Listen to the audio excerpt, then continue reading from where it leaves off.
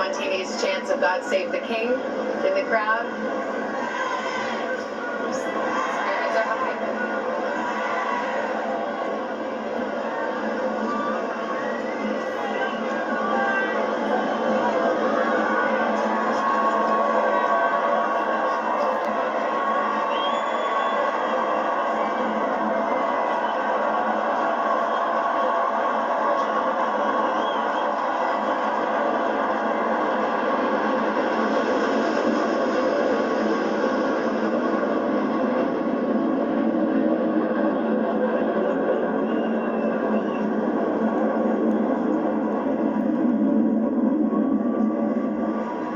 That was cool. That was worth the wait. The red arrows up and gets a smile from King Charles and Queen Camilla. What a moment.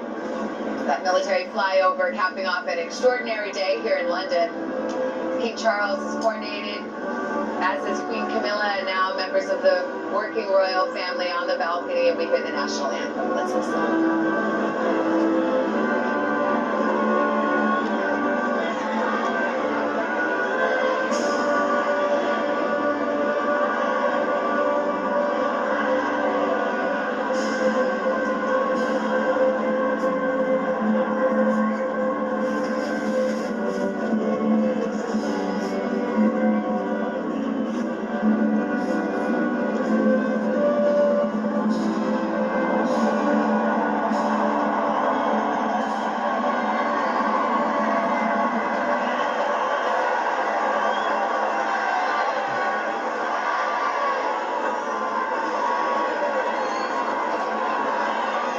Charles was 4 years old the last time he stood on that balcony on a coronation day. He waited 70 long years for that moment.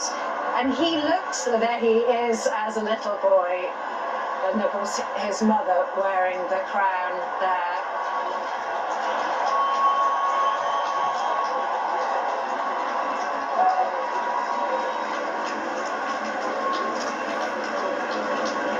He, of course, knows that his reign can't possibly be anywhere as long as his mother's, and he's talked in private and occasionally publicly about that feeling that he wants to achieve as much as he can in what will be a relatively short reign.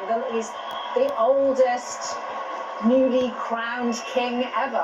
I also think he'll be reflecting on how relatively well the first 8 months of his reign have gone. That was a universally positive appearance on the balcony. As was discussed earlier, had he become king in the late 90s or the early 2000s, I don't think it would have been like that. And I think what it's fair to say is that King Charles was immediately more popular than Prince Charles. He got a bump the day he became king. For the rest of his reign, it will now be delivering on his service, and I think he'll be held to account in a way that perhaps the Queen was not. But it's gone well so far. And I want to turn to our British historian, Tim Bouvier, who's with us. And in a way, ensuring the survival of the monarchy is perhaps his primary role. Making sure that it continues to be a healthy part of British society has to be at the top of his agenda. Well, I think he would consider his primary role to be to serve the nation and the Commonwealth, but certainly